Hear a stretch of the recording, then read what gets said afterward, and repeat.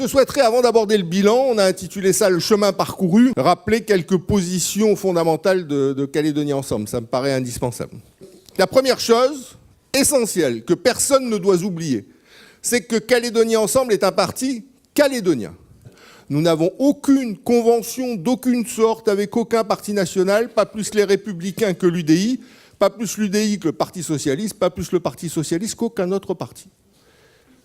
Nous n'avons pas, contrairement par exemple au Rassemblement, qui a une convention nationale avec les Républicains, le Rassemblement de Pierre Frogier, ou l'UCF de Gaël Liano, qui a aussi une convention avec les Républicains, ou le PALICA, qui a une convention avec le Parti Socialiste. Nous n'avons pas de convention avec un parti national, quel qu'il soit. Donc nous sommes totalement libres de notre décision et de nos projets. En clair, la seule chose qui nous intéresse, c'est l'intérêt général du pays, rien d'autre. Et quel que soit le parti au pouvoir, nous défendons l'intérêt général du pays. Nous n'avons pas de fil à la patte. Le groupe UDI, Calédonie Ensemble, n'est pas affilié au groupe UDI. C'est Philippe Gomez qui, à titre individuel, a siégé au sein du groupe UDI, qui l'a accueilli, parce que pour travailler à l'Assemblée, c'est mieux d'être dans un groupe, parce qu'autrement, pour poser des questions, faire des interventions, déposer des amendements, c'est quasiment impossible. Quel est notre positionnement par rapport à l'UDI? C'est simplement que lorsqu'on est élu, on doit s'inscrire dans un groupe à l'Assemblée et qu'il n'y a que deux groupes de droite. Donc c'est la deuxième chose que je souhaitais préciser. Pour la présidentielle, Calédonie Ensemble ne s'engage à l'égard d'aucun candidat. Calédonie Ensemble ne soutient pas plus Fillon que Le Pen, que Hamon, que Macron ou que quiconque d'autre. Calédonie Ensemble ne prend pas en tant que parti politique une position en faveur d'un candidat à la présidentielle. Mais par contre, chaque élu, ou chaque responsable, ou chaque adhérent de Calédonie Ensemble a la liberté de prendre la position qu'il veut en faveur de tel ou tel candidat aux primaires ou à la présidentielle. En ce qui me concerne, ce n'est pas un secret, j'ai pris fait et cause pour Alain Juppé. Moi, j'ai soutenu Alain Juppé dans la primaire de droite. C'est un soutien individuel d'autres élus, d'ailleurs, du mouvement. Je pense à Corinne Voisin, maire de La Foix. Je pense à Nicolas Metzdorf. Je pense à Nicole Robineau. Ont également soutenu Alain Juppé. Voilà. Mais ces soutiens n'étaient que des soutiens individuels. Rien de plus, rien de moins. En ce qui concerne la présidentielle actuelle, comme c'est Fillon qui a gagné la primaire à droite, en ce qui me concerne, moi, je donne mon parrainage à François Fillon. François Fillon, aujourd'hui, c'est le seul candidat de la droite républicaine. Il n'y en a pas d'autre. Et donc, conclusion, même si ce n'est pas ma tasse de thé, s'agissant du seul candidat aujourd'hui de la droite républicaine, c'est le candidat que je soutiens dans le cadre de ce premier tour. Mais chacune et chacun ici pourra soutenir et faire la promotion de n'importe quel autre candidat à l'occasion de ce premier tour de l'élection présidentielle. Chacun est libre. À Calédonie Ensemble, on est libre. On est libre de sa sensibilité nationale. La seule chose sur laquelle il faut qu'on se retrouve, c'est un même projet pour le pays. C'est un même projet pour le pays. C'est ça qui fait notre ciment. C'est une même vision pour l'avenir du pays, une même manière d'appréhender le référendum de 2018. C'est ça qui nous construit, c'est ça qui nous lie, c'est ça qui nous fait avancer. Donc c'est là-dessus qu'on se retrouve. C'est pour ça, je le reprécise, parce que je trouve qu'il y a beaucoup de confusion en ce moment sur ces sujets-là. Ça me semble essentiel de le rappeler avant de commencer le bilan, que chacune et chacun est libre ici de choisir son candidat à la présidentielle et que le choix personnel que j'effectue en faveur de Fillon n'engage personne d'autre que moi dans cette élection. Voilà. Enfin, dernière chose, avant de démarrer le bilan, je vais parler des élections législatives. D'abord, je rappelle un point évident, mais j'ai l'impression qu'il est depuis 48 heures passé sous silence. Calédonie Ensemble présente des candidats aux élections législatives dans chaque circonscription. Calédonie Ensemble présente un candidat dans la deuxième circonscription et Calédonie Ensemble présentera un candidat dans la première circonscription. Il n'a jamais été question d'autre chose. Donc aujourd'hui, Calédonie Ensemble se met en situation de préparer son projet et ses candidats dans les deux circonscriptions de la Nouvelle-Calédonie, parce que nous avons une certaine vision du pays et que nous considérons qu'à l'occasion de ces élections législatives, nous devons défendre cette vision de notre pays. Donc Calédonie Ensemble n'a pas fait de pacte ou à renoncer à rien. Calédonie Ensemble poursuit sa route comme il la trace depuis maintenant une décennie sur ce sujet-là. Enfin, dernière chose, j'ai reçu l'investiture commune. Investiture commune des Républicains et de l'UDI. National. Ouais, parce que local, bon. Ils ne voulaient pas m'investir, les mecs, hein, ça c'est clair. Hein. Donc est-ce que je suis le seul dans ce cas-là? Non. 92 candidats. 92. Pas 1, 2, 10, 92 sur 577. 92 candidats en France métropolitaine, dans les départements d'outre-mer et dans les collectivités du Pacifique, ont fait l'objet d'une investiture commune républicain UDI. Je suis l'un de ces 92. Bon. Mais moi, je suis un candidat Calédonie Ensemble. Si le Congrès, à l'occasion de sa réunion du 15 avril, me confie cette responsabilité. Je suis un candidat Calédonie Ensemble soutenu par les Républicains et l'UDI. Voilà.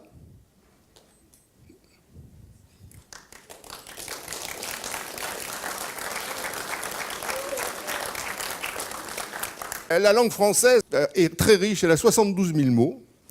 Donc là, ils ont été chercher, ils ont pris le dictionnaire, ils ont dit, mais ce qu'on ressent, comment on peut l'exprimer?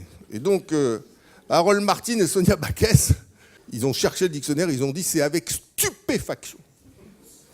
Là, je sens que c'est un mot très fort, c'est une certaine sincérité, une authenticité dans cette réaction, une émotion même, quelque part, une douleur aussi.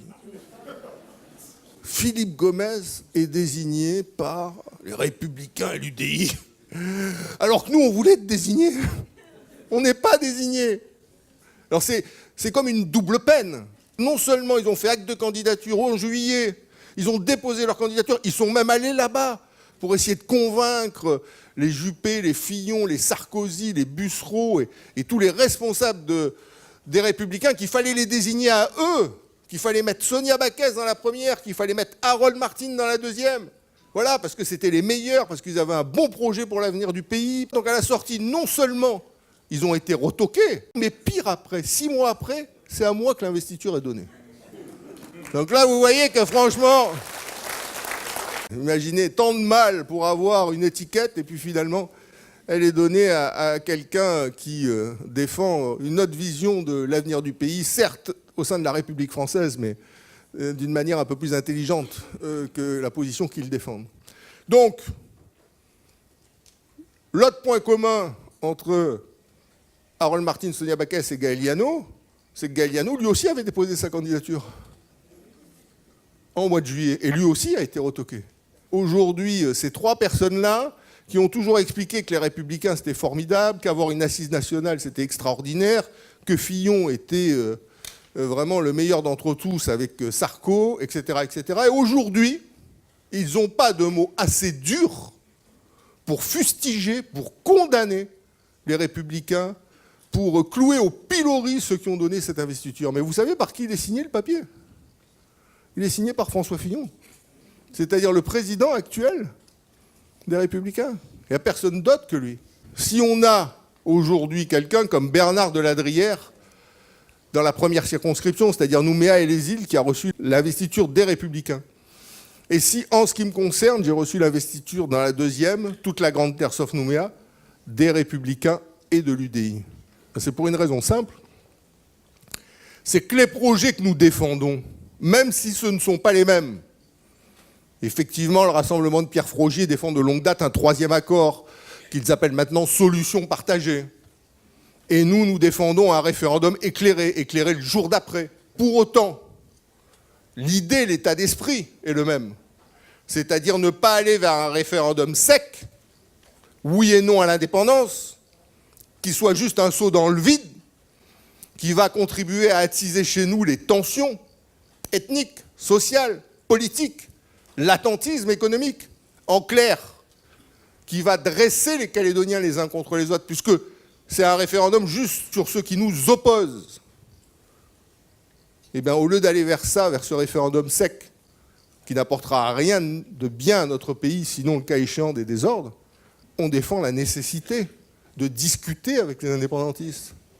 On dit les indépendantistes, ce ne sont pas nos ennemis, ce sont des Calédoniens comme les autres. La différence, c'est qu'on ne partage pas leur opinion politique, mais en démocratie, en république, on a le droit d'avoir des opinions différentes. Ce n'est pas interdit par la loi d'être indépendantiste. Donc, conclusion, ces Calédoniens qui ont une sensibilité indépendantiste, ce ne sont pas mes ennemis, ce ne sont pas nos ennemis. Ce sont des Calédoniens qu'on doit arriver à convaincre que le chemin sur lequel ils sont engagés n'est pas le bon chemin pour la Nouvelle-Calédonie, qu'on peut s'émanciper, qu'on peut s'assumer nous-mêmes, qu'on peut affirmer notre identité singulière tout en restant au sein de la République, et que la République, elle peut respecter ce que nous sommes, que la République, elle peut nous laisser nous gouverner nous-mêmes.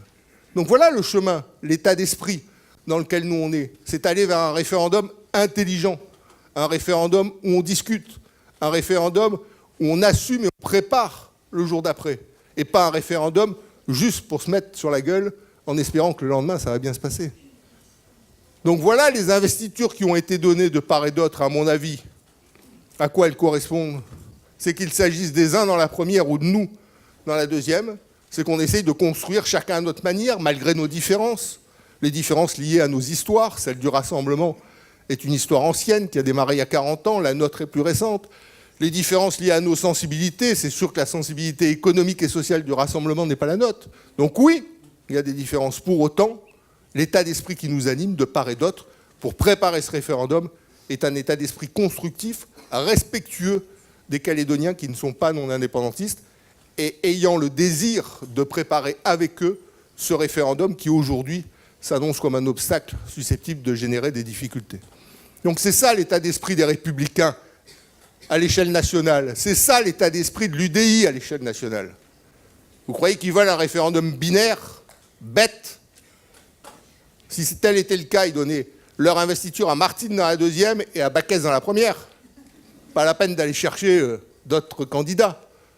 Mais ils ont le sens des responsabilités. Ils connaissent l'histoire du pays. Ils savent les événements et UVA. Ils savent aussi la fragilité qui reste la nôtre, étant donné les différences sociales, géographiques, les fractures qui subsistent encore dans notre société et la nécessité de les réduire si on veut continuer à vivre ensemble et à vivre en paix. Donc c'est pour ça que ces investitures-là ont été données. Ce n'est pas pour d'autres choses. Ils ne veulent pas, à l'échelle nationale, les Républicains et l'UDI, des chefs de guerre qui menacent les uns et les autres, qui essayent de soumettre ceux qui ne sont pas d'accord. Ils veulent des chefs de paix, des gens capables de construire la paix. Et pour ça, ils m'ont fait l'honneur, et je les en remercie, en tant que candidat Calédonie Ensemble, d'être soutenus par eux dans le cadre de cette investiture commune. Donc voilà, c'est ce qui me semblait nécessaire de dire à ce moment-là de l'histoire avant que nous démarrions le bilan. Merci.